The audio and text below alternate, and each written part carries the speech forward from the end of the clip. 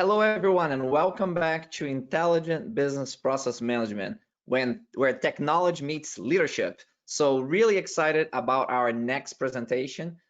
We have Michal Wierzchowski, who is the Senior Director of Operations Solutions for Jabil. He's going to talk about the journey with Jabil. Jabil strives to be the most technologically advanced and trust manufacturing solutions provider. And Michal has 18 years of experience in manufacturing operations, through navigating and managing across up and down the organization. In Jabil, he's leading innovative digital supply chain solutions to support business objectives and build the ability to adapt to different business environments. Michal is the owner for process management transformation at Jabil. By adopting BPM industry standards, he's fully focusing on new capabilities that will drive productivity through predictive and prescriptive analytics. Michal, great pleasure to have you here. Really looking forward to your presentation. Thank you, Jose. And I'm really excited with the opportunity that I have here. So let me take you guys through what we were able to achieve as a company, and I'm hoping that it is going to be beneficial for you guys. So what we are going to discuss today is an introduction on who we are as a company. And I want to bring up a little bit of, about what is the geographical location on where we are located, and also what it is integrated IBPM. I know that the acronym looks the same, but we were adopting that for our internal use, and the full extension of that is integrated blueprint management. That is our way of managing the process to support the strategy and the execution. And then after that, I want to take you a little bit more into the journey that we are in right now, where we were defining how the blueprint management, by looking onto the industry standard business process management, is helping the organization. How did we put the architecture, and what were the first steps that we were making so that it can lay out on what is important from our perspective to keep it running. Okay, so intro to Jabil and EMS operations strategy. I'm not going to read this slide. You guys can look onto that and see what we are doing, but our vision and the strategy is to be the most technologically advanced and trusted manufacturing solution provider.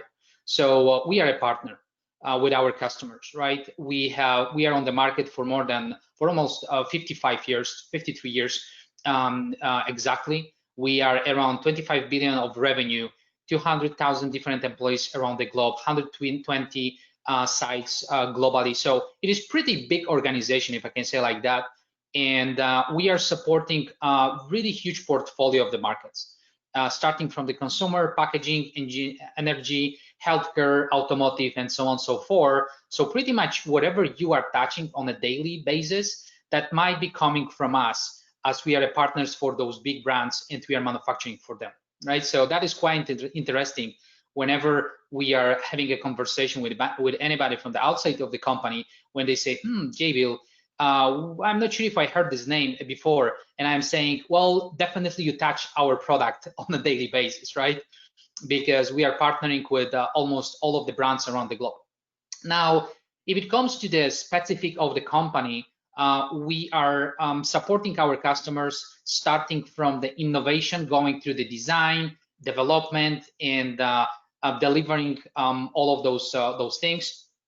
And our approach is to focus on the experts. And I think this is really critical and really important, where we talk about the integrated blueprint management, or BPM standard, because the experts are playing a really key role, and that is one of the leading element for us as a company that is helping us to drive the organization really successfully in providing the high service for the customers, right?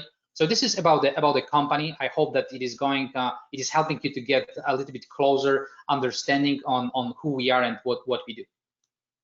If it comes to the locations, we are localized around the globe. We have more than 100 different facilities around the globe. As you can see, we are based we are present in Asia. We are present in Europe, Mid East, and Africa. We have a pretty big campuses in Latin America and also North America, right? So as you can see, pretty extended organization, and especially if you remember 200,000 different employees around the globe. That is building a really huge network of, and this is what I really enjoy and what I like, because thinking about 200,000 different employees, I am always thinking about the human brain power that we have around there, right? And I'm always thinking how we can take an advantage of that human horsepower, if I can call it like that, and that can help us to drive innovation and can help us to drive moving forward strategy for the company. Now, when it comes to the overall idea or the concept around the IBPM or integrated blueprint management, the way how we were studying that, we went with a pretty clear hypothesis. We say with the tremendous growth that the company was going through during the last few years, complexity increased, and that complexity forced us also to diversify and extend the the processes and build up for different solutions for different needs. So what we observed, it was that with the complexity of the businesses, our processes complexity increased as well. So what we said, what was the hypothesis, is that if we can pull down the curve that is representing the process complexity, and we can flatten this down, it can help us to save a lot of effort, but also in money, right? And stabilize our manufacturing cost. So moving forward, we were focusing on the operational excellence, where we were looking onto the reduced transformation cost. We were looking onto the clear accountabilities and responsibilities across the organization. We were focusing on we wanted to be focused on the innovation and build a vehicle to unlock, all of the abilities or the possibilities to proliferate innovation and also the good ideas that are coming from the top, but also what is more important from the bottom. We were looking for the increased flexibility and so on and so forth, right? Sustainable growth, etc. Right? So I think, starting from this picture, what we were doing, we were saying, okay, if we are going to stay competitive and then keep driving to the future, aligning to our strategy, we have to take care of our cost, but also we have to take care of our way of managing the processes. And that is how we came up with the integrated blueprint management, where we said we want to build a platform that is going to help us run standardization to make a sustainable operational excellence, where all of the best practices that are being built at the site are going to be proliferated and they are going to be pulled up so that all of the facilities around the globe. And if you remember, we have 100+ different facilities. So that we wanted those facilities to take an advantage of good practices that are coming or that are being created by our people at the facility, at the site level. Then we said, once we go through this one, we want to step into the innovation and then combine it all together so that we can understand how we can move the standard processes that we build into the next level, so that we can take an advantage of the existing technology and the innovation, so that it can help us to move ahead towards the potential new processes and new businesses that are growing outside on the market, right? Because I think it is not a secret for anybody that the market evolved so fast and it changed so rapidly, especially right now with those kind of situation. And coronavirus is a bad thing that happened, but is a perfect example that is showing how quick the businesses have to adapt to the situation. And I think building the IBPM, it helped us a lot to go towards those challenges that were created by the COVID-19. And then the final stage was about the transformation, so that building a sustainable operational excellence, combining and integrating with the new technologies that are available out there. Then we want to go towards the new business models and be able to flexibly in really high flexible way to adopt and adjust to what is needed at the market, right? And then if you think about the IBPM, we were looking into the several business cases, right, or use cases, if you call it like that, because you can adopt it and you can do a lot of things with the business process management. However, we have listed down 5. We say we want to be focused on the operational excellence and strategic operational improvements, factor of the future investments, which is another component that we are driving that is connected to the innovation, M&A, mergers and acquisitions, and new businesses. And going through all of those 5 elements, the left side came up pretty obvious: standardize, innovate, and transform, by going through that. Then what we did, we said, okay, now when we know what we want and how we want to manage that, we have to pull it all together and then align it with our operating system. So what we said, it is top to bottom, bottom top approach. We are building environment and organization by defining what are the objectives and the strategic goals that we want to drive, and we are defining what is critical at the top. We are cascading this down to our regional teams, down to the site, and then we are closing the loop, allowing the site to feedback towards those strategies and allowing them to drive us with the feedback and indication what potentially they think is the best way to achieve the goals from their perspective. So then we are combining it together. And the way how we do it, you see the triangle is surrounded by 3 arrows. One is plant level operating system, through which on a daily basis we are controlling the performance. We are following up whatever happened throughout the JOS, QRQC, LPA type of the solution. So we know exactly on a daily basis what is happening. Then throughout the unified metrics management, we know how or what the organization is doing and how it's performing. But what is more important, we are closing this circle by putting the integrated blueprint management, which is hosting our processes. So whatever is coming from the top to the bottom, bottom to the top, we are extracting those and we are saying what are the best practices, what are the best solutions that we want to use as our enterprise level or layer of the process, so that we can navigate through that and we can use it to intelligently translate the strategies to the site level, but also collect the feedback from the site on how they believe is the best way to achieve the goals defined by the organization. Okay, so that will be about the company and what we were putting as our leading elements, and how we were defining what exactly we want to do to be more competitive, to drive a best-in-class organization. And then when we shape it, when we frame it, we started to build an architecture of the integrated blueprint management. And I'm going to show you right now what is the vision of IBPM. The vision of IBPM is this simple screen. And I think there is nobody on this call who is not recognizing this. This is a GPS. And then when you think about that, whether you use your phone, whether you use your car, whether you use your laptop, whatever, it is pretty obvious how it works. You are located in one place, you are typing in location B or final destination, and GPS automatically is able to show you the path, the road to go there. It is going to tell you where to turn, where is the potential congestion, where are the traffic lights, and also it can inform you where to stop when is the green or red light, right? So that is the inspiration that we were putting in front of ourselves, and we say we want to build company GPS, where whenever the decision is going to be made, whether it is a process, whether it is a tool, whether it is a KPI or the data, we want to be able to type in a final destination and see who are the parties, what are the parties that should be engaged, and who should be the party of the conversation, so that we can drive there without any problems, right?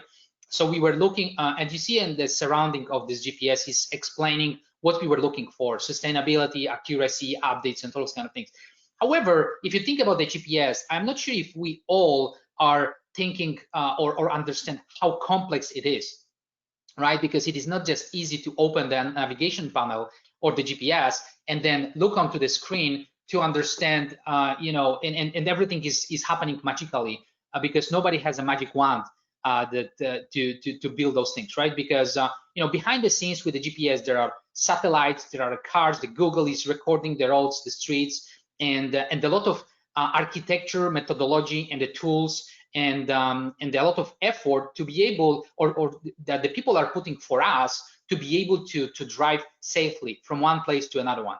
And in iBPM, whenever I'm looking onto the GPS, is exactly the same. It is a nice to have or really cool stuff to have where you can type in the final destination and it can help you to navigate through that. But at the same time, we were emphasizing the complexity of building that, right? So I think it is represented really well what we were building, and I'm going to show you in more details how we were constructing the architecture and what were the steps that allows us to get into the point where we are today. So the very first thing that we did to build it up and drive it, it was to build up the solid foundations. So we said to be able to run integrated blueprint management efficiently and effectively, we need to have all of our processes digitized. So not saying that we haven't had them, right? Because we are really process-oriented company, but then we say we have them slightly into the silos. So what we want to do, we want to put them all together and connect them so that we can accelerate the effort whenever we want to understand what is the customer journey or end-to-end process or the plan. Then the end-to-end integrated blueprint can help us to navigate those through that, right? So we built in all of the processes into one integrated place in the digital format. Another element was the blueprint, roles, and accountabilities. So we say, now when we know what are our processes, we need to make sure that we are emphasizing or we are indicating who are the bodies that are responsible for what. Because throughout the time, even though if you give the responsibility to the people, they tend to adjust it to the way how they believe it's supposed to work. Now with iBPM, it was slightly different and new concept that we were putting in place. So we took an advantage of that, and then we say, let's refresh and revise all of the roles and responsibilities throughout the organization that will help us to link it back to the process, right? So that is what we did as the second one, and all of those things were driven in parallel, guys. So don't see that as a sequential events, because we were driving that in parallel, so that at the end of the day we were able to connect them all together, right? The third element that we were putting in place was, now when we know how to build our processes, when we know how we are revising and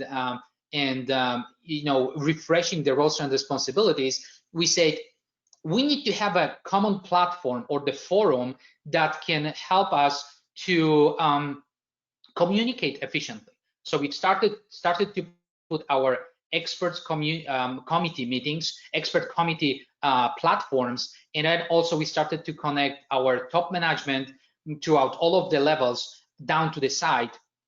And we were saying, okay, this is what is important, right?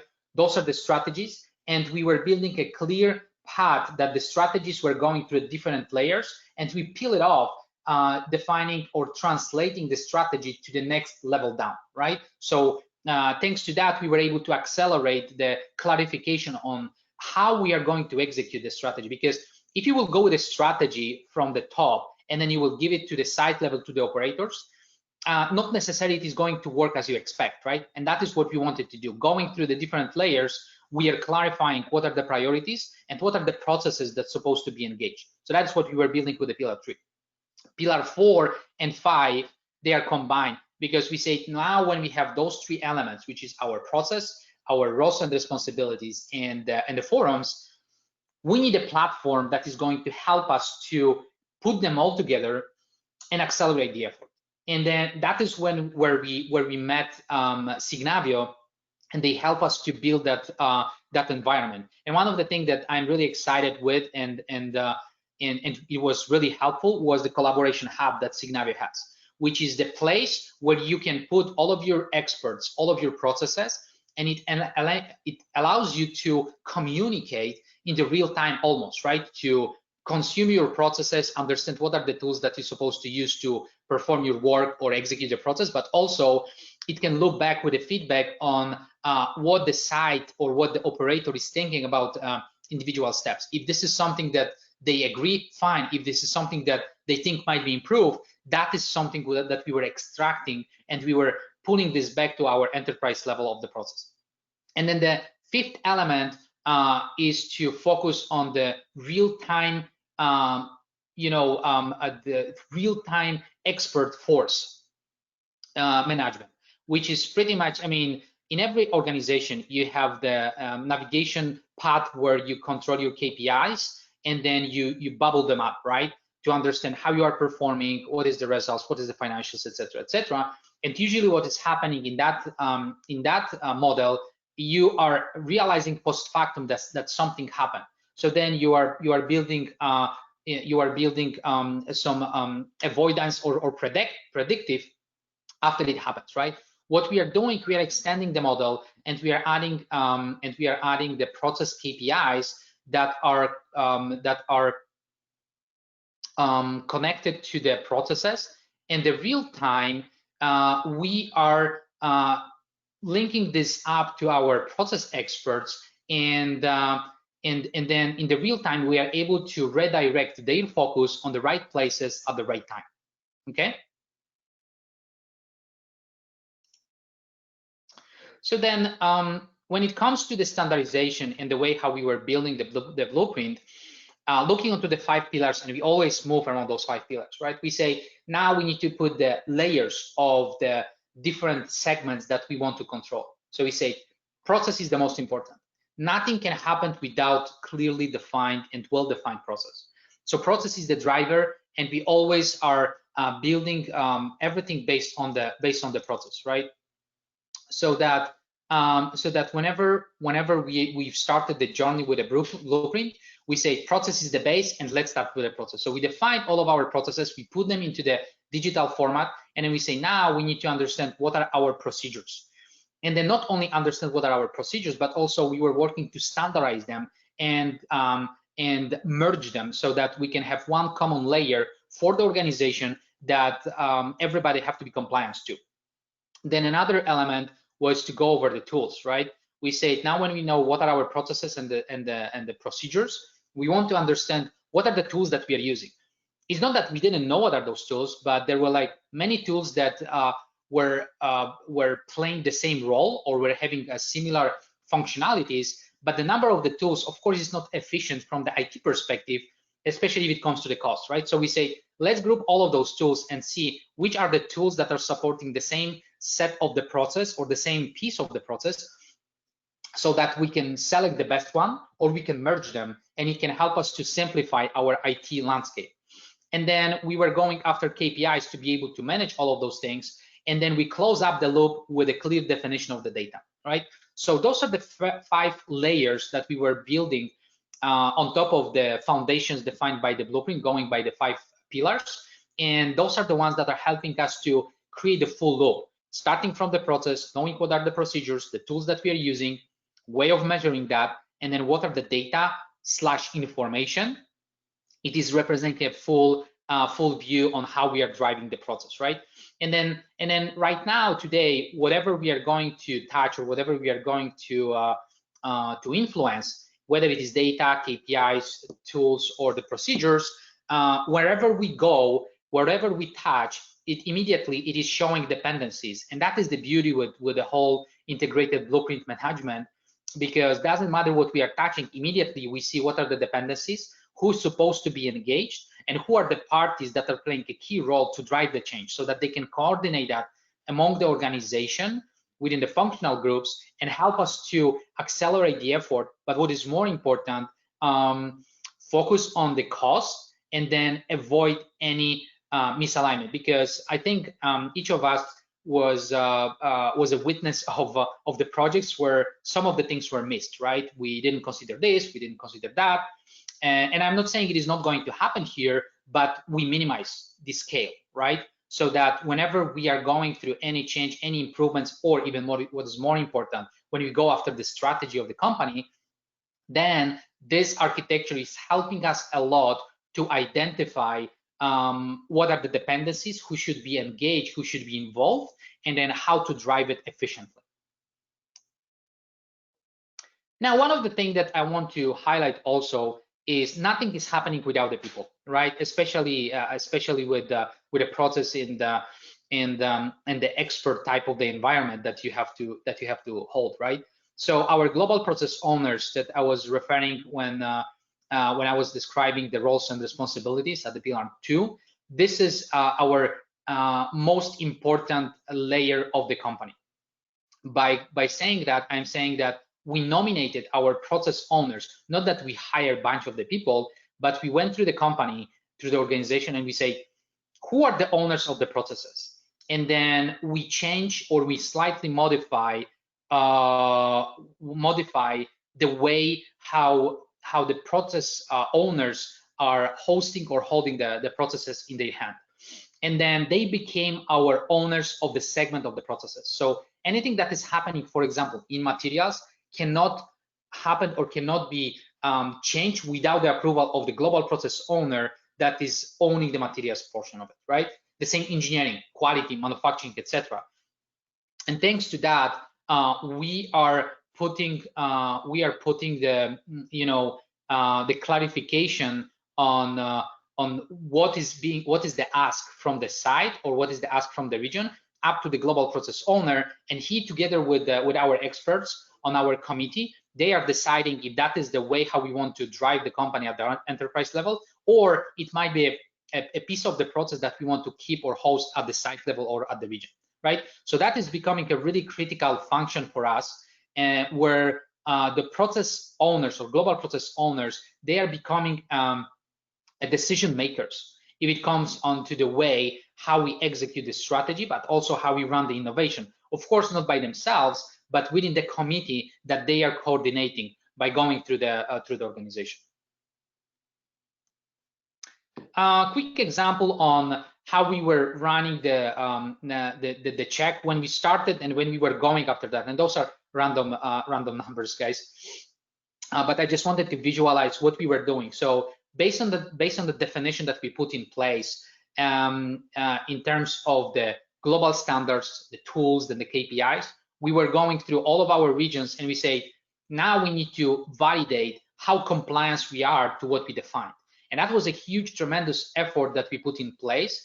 But finally, after going through that, we get onto the point where all of the regions are being aligned towards the global enterprise level of the process that we defined.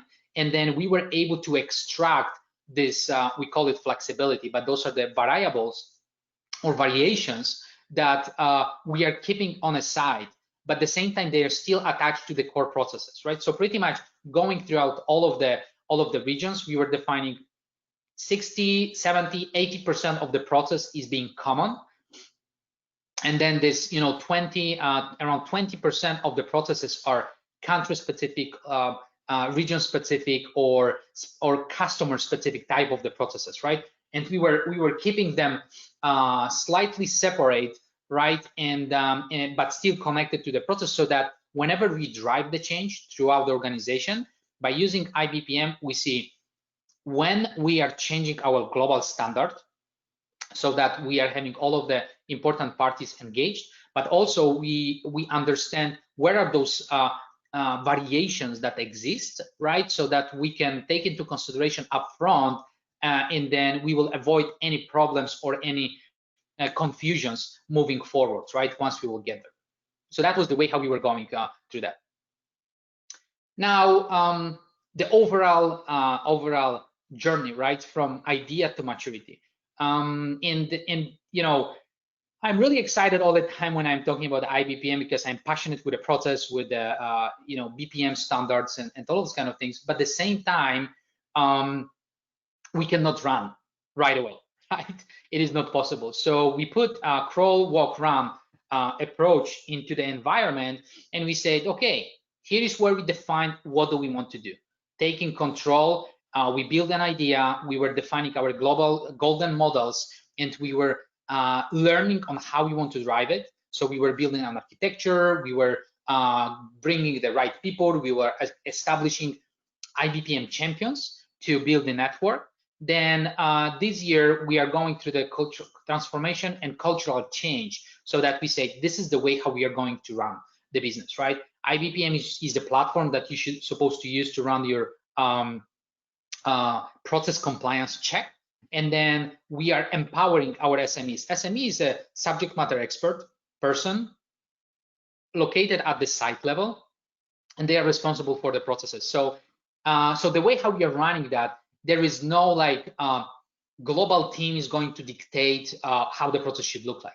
We say to the people, now, today, everybody's global. So whatever the idea is that you have, we want to know it.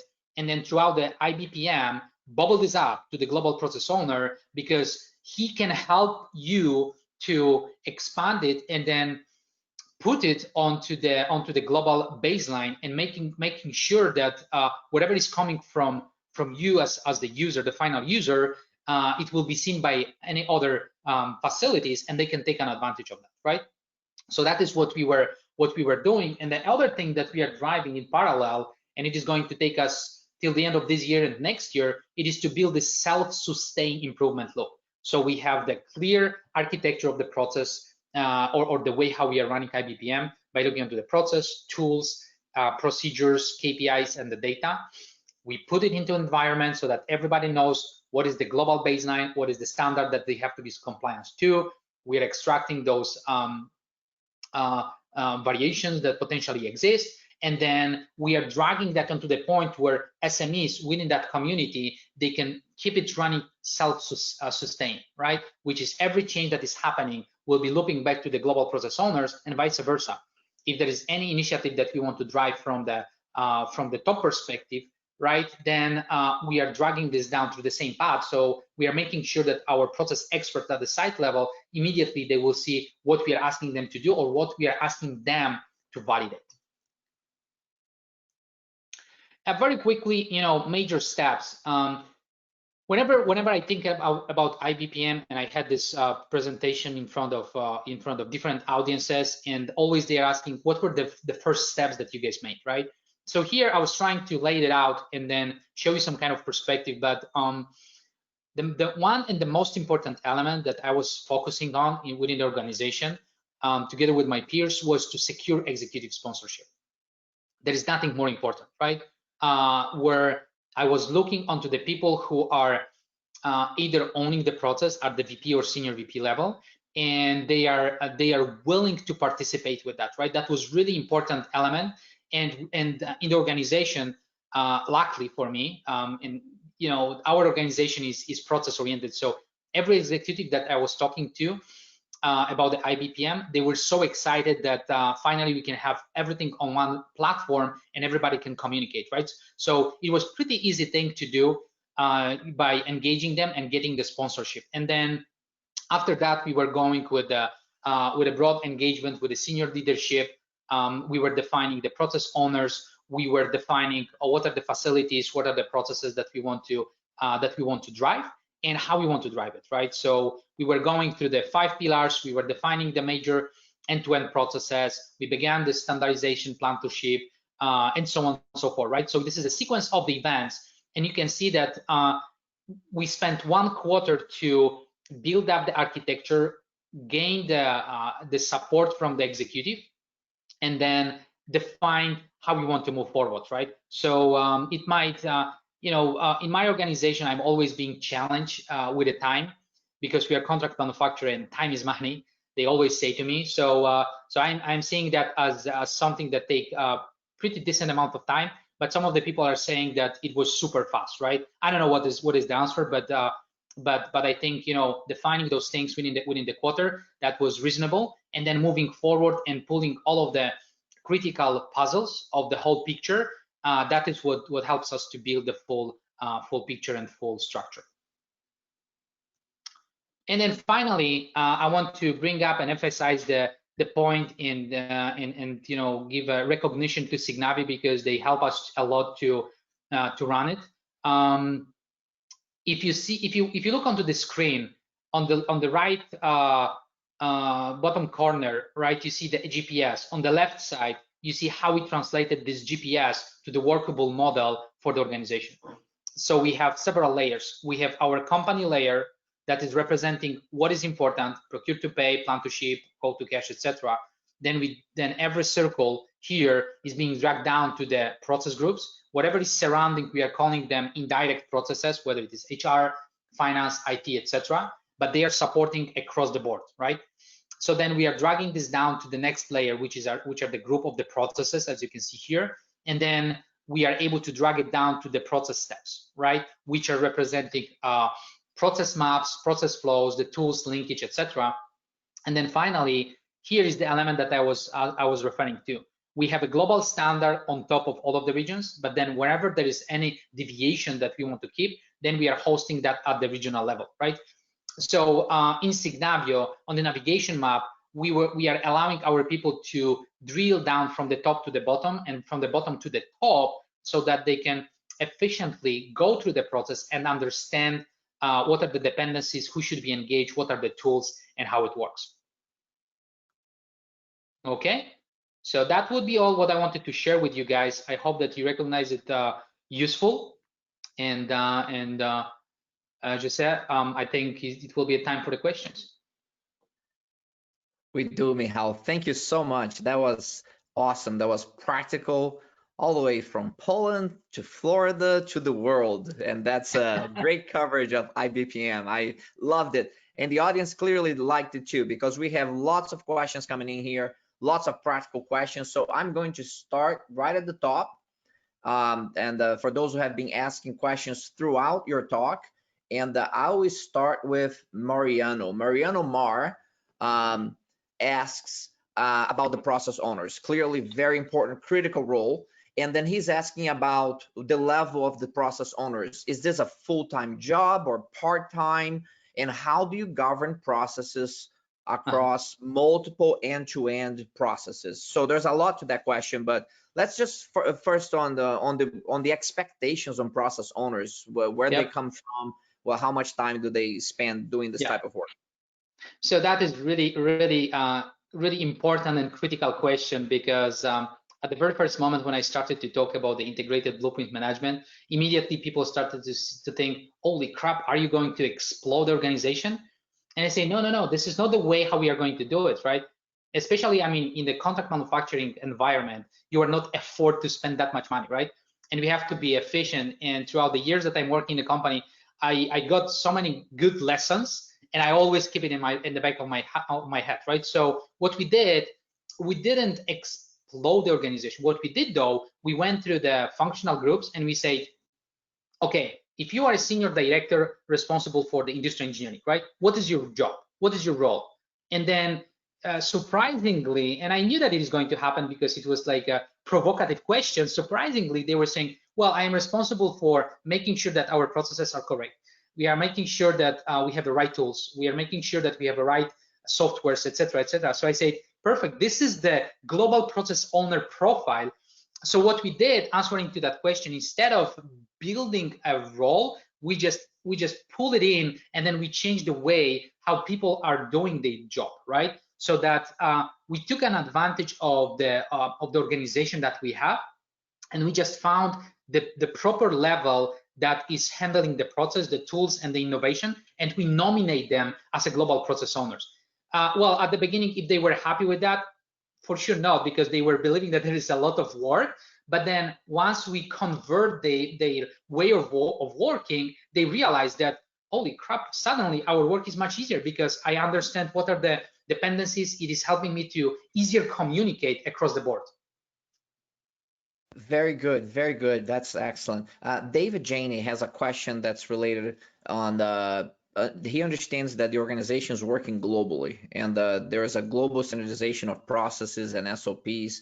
And he's curious about, as you go through that standardization, how do you account for the local customizations, if you will, that need to take place, supply chain differences in regulations at the country level?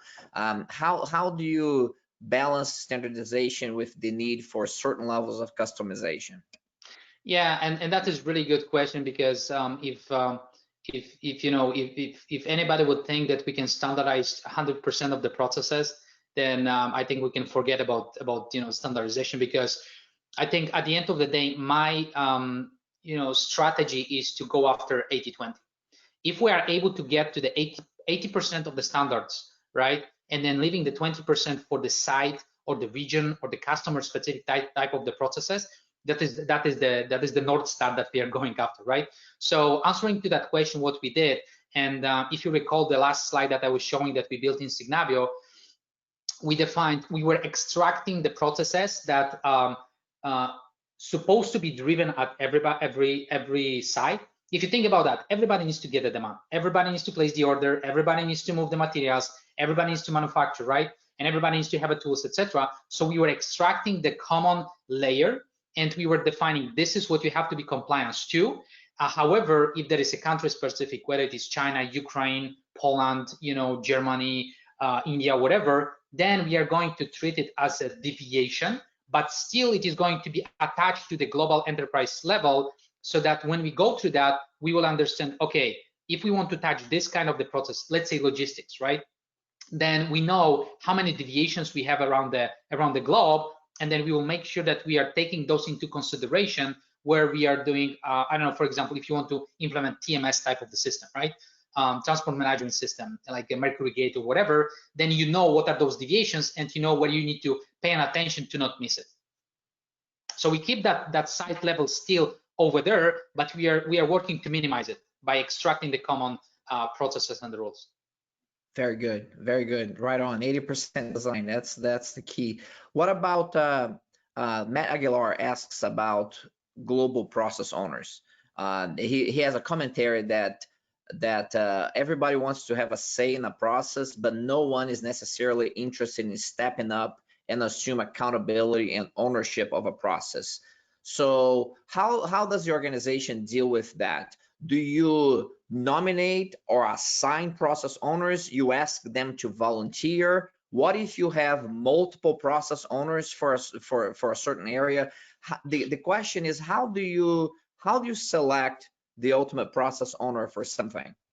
Yeah, so I think honestly saying, I think we had a pretty easy job to do it in the organization, because as I said, I mean, within the contract manufacturing environment, right, you always talk about how we can produce the best with the highest quality, and process is always the leading element, right?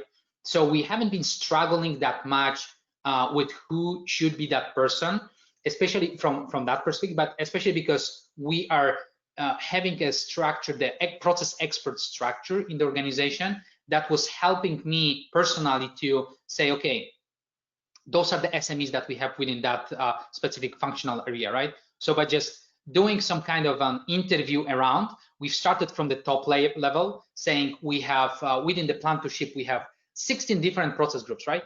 Finding 16 people within 200,000 employees around, it wasn't that difficult, because you just go up to the organization, right? And then if we have the senior director who is responsible for the automation, we said, okay, so tell me what you're responsible for, and then we've heard around from the facilities and the regional VPs that this is a good person because he's focusing on everything that they need, right? So that was pretty easy work to do to figure out who should be that person, right? And then answering also to what you say, like if the people were willing to be the global process owners. Well, we didn't force it that much, but also we were not leaving that much of the space to say, I don't want to be that person, right? Because we said simply, if you are a functional leader, you have to be a global process owners, or else you are not the functional leader, right? Because you have to be accountable for something. And the way how organization is running is that we need to have that leadership role that you are hosting today. But what we are going to do, we are going to put it into the governance aspect of it, which was built within these 5 pillars, right? So I think the good thing is that we were pretty well organized to step into that environment. But also when I was showing them the architecture of the IBPM, they were excited to see that finally it has some kind of order, right? And finally I can start to see the benefits of contributing on that. Very good, Michal. And one last one, we have about a minute left here. So this will be a short one. Mark McDonald asks about your experience in implementing this approach in a low volume but highly variable engineer to order mix. And he's just curious about what the challenges may be there, or you know, any insights you may have on implementing on that low volume but high variable engineering type of setup. Yeah, and this is really great question, and I think answering to that one quick and simply, it is that it is the mother of the principles, right? You can have the ETO environment, which is engineering to order, assembly to order, you know, build to order, build to forecast, etc., etc. So I think it is all depends on the strategy, right? And then if you think about the engineering type of the environment, there are always common processes that you can extract, right? And by defining those groups, I think, you know, when we were going with some of our segments, right? Because we are divided also under the divisions, we are divided by the segments. We were working with our design group, and surprisingly, I guess, I hope you will recognize it as a surprisingly, they were not that different. They need to get the demand, they need to place the orders. Of course, there are more detailed processes that you need to put, like how to create ad hoc supplier, how to create ad hoc tooling, and those kind of things. So you just take the model, you just extract those common processes, and then you extend it by adding those unique elements that's supposed to support the whole organization. That's terrific. Michal, thank you so much for sharing your expertise with us today. Tremendous presentation. We really appreciate all the knowledge you share with us. Thank you so much. Thank you for the opportunity of sharing with you guys. That was my pleasure. Thank you. Very good.